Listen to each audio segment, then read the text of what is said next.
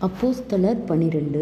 அக்காலத்திலே ஏரோது ராஜா சபையிலே சிலரை துன்பப்படுத்தத் தொடங்கி யோவானுடைய சகோதரனாகிய யாக்கோபை பட்டயத்தினாலே கொலை செய்தான்.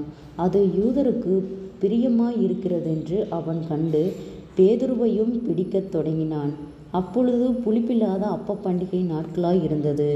அவனைப் பிடித்துச் சிறைச்சாலையிலே வைத்து பஸ்கா பண்டிகைக்குப் பின்பு ஜனங்களுக்கு முன்பாக அவனை வெளியே கொண்டு வரலாம் என்று எண்ணி அவனைக் காக்கும்படி வகுப்புக்கு 4 போர்ச்சேவகராக ஏற்படுத்திய சபையார் அவனுக்காக தேவனை நோக்கி ஊக்கத்தோடே ஜெபம் பண்ணினார்கள். சிறைச்சாலையிலே காக்கப்பட்டிருக்கையில் வெளியே கொண்டு வரும்படி குறித்திருந்த நாளுக்கு முந்தின நாள் இராத்திரியிலே பேதுரு 2 சங்கிலிகளினாலே கட்டப்பட்டு 2 சேவகர் நடுவே நித்திரை பண்ணி கொண்டிருந்தான். காவல்காரரும் கதவுக்கு முன்னிருந்து சிறைச்சாலையை காத்து கொண்டிருந்தார்கள். அப்பொழுது கர்த்தருடைய தூதன் அங்கே வந்து நின்றான். அறையிலே வெளிச்சம் பிரகாசித்தது. அவன் பேதுருவை விலாவிலே தட்டி, சீக்கிரமாய் எழுந்திரு என்று அவனை எழுப்பினான். உடனே சங்கிலிகள் அவன் கைகளிலிருந்து விழுந்தது. தூதன் அவனை நோக்கி, உன் அறையைக் கட்டி உன் பாதரட்சைகளைத் தொடுத்துக்கொள் என்றான். அவன் அந்தப்படியே செய்தான். தூதன் பின்னும் அவனை நோக்கி, உன் வஸ்திரத்தைப் போர்த்திக்கொண்டு என் பின்னே வா என்றான். அந்தப்படியே அவன் புறப்பட்டு அவனுக்குப் பின் சென்று, தூதனால் செய்யப்பட்டது மெய் என்று அறியாமல் நான் ஒரு தரிசனங்கள் காண்கிறதாக நினைத்தான்.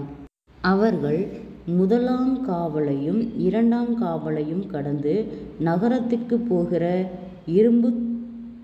இரும்புக் கதவண்டையில் வந்தபோது அது தானாய் அவர்களுக்குத் திறவுண்டது. அதன் வழியாய் அவர்கள் புறப்பட்டு ஒரு வீதி நெடுக நடந்து போனார்கள். உடனே தூதன் அவனை விட்டு போய்விட்டான். பேதுருவுக்குத் தெளிவு வந்தபோது ஏரோதின் கைக்கும் யூத ஜனங்களின் எண்ணங்களுக்கும் என்னை விடுதலையாக்கும்படிக்கு கர்த்தர் தம்முடைய தூதரை அனுப்பினார் என்று நான் இப்பொழுது மெய்யாய் அறிந்திருக்கிறேன் என்றான்.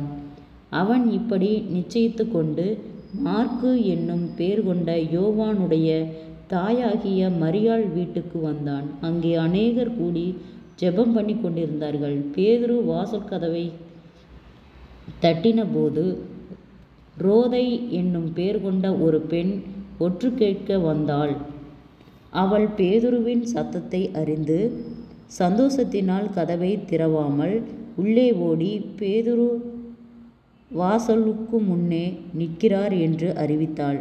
அவர்கள், நீ பிதற்றுகிறாய் என்றார்கள். அவளோ அவர்தான் என்று உறுதியாய் சாதித்தாள். அப்பொழுது அவர்கள், அவருடைய தூதனாயிருக்கலாம் என்றார்கள். பேதுரு பின்னும் தட்டி கொண்டிருந்தான். அவர்கள் திறந்தபோது அவனைக் கண்டு பிரமித்தார்கள். அவர்கள் பேசாமல் இருக்கும்படி அவன் கையமர்த்தி கர்த்தர் தன்னை காவலிலிருந்து விடுதலையாக்கின விதத்தை அவர்களுக்கு விவரித்து, இந்த செய்தியை யாக்கோபுக்கும் சகோதரருக்கும் அறிவியுங்கள் என்று சொல்லி புறப்பட்டு வேறொரு இடத்திற்கு போனான். பொழுது விடிந்த பின்பு பேதுருவை குறித்து சேவகருக்குள்ளே உண்டான கலக்கம் கொஞ்சமல்ல.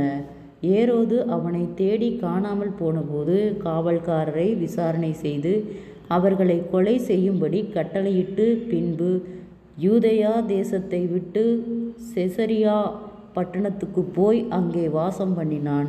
அக்காலத்திலே ஏரோது தீரியர் பேரிலும் சீதோனியர் பேரிலும் மிகவும் கோபமாயிருந்தான்.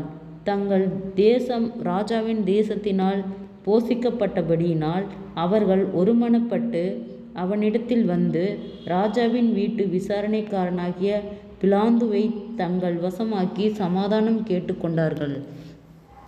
குறித்த நாளிலே ஏரோது ராஜா வஸ்திரம் தரித்து கொண்டு சிங்காசனத்தின் மேல் உட்கார்ந்து அவர்களுக்கு பிரசங்கம் பண்ணினான். அப்பொழுது ஜனங்கள், இந்த மனுஷ சத்தம் அல்ல, இது தேவ சத்தம் என்று ஆர்ப்பரித்தார்கள். அவன் தேவனுக்கு மகிமை செலுத்தாதபடியினால் உடனே கர்த்தருடைய தூதன் அவனை அடித்தான். அவன் புழுப்புழுத்து இறந்தான். தேவ வசனம் வளர்ந்து பெருகிற்று. பர்னபாவும் சவுலும் தர்மம் ஊழியத்தை நிறைவேற்றின பின்பு மாற்கு என்னும் மறுபேர் கொண்ட யோவானை கூட்டிக்கொண்டு எருசலேமை விட்டு திரும்பி வந்தார்கள். ஜெபம். கிருபையை நேசிக்கிற நல்ல தகப்பனே, ஆசீர்வாதமான வேலைக்கு நன்றி செலுத்துகிறோம். இயேசுவின் நாமத்தினாலே இந்த வார்த்தையின்படியாக கர்த்தாவே நீர் ஒவ்வொருவரையும் பாதுகாத்து வழிநடத்தும்படியாய் ஜெபிக்கிறோம்.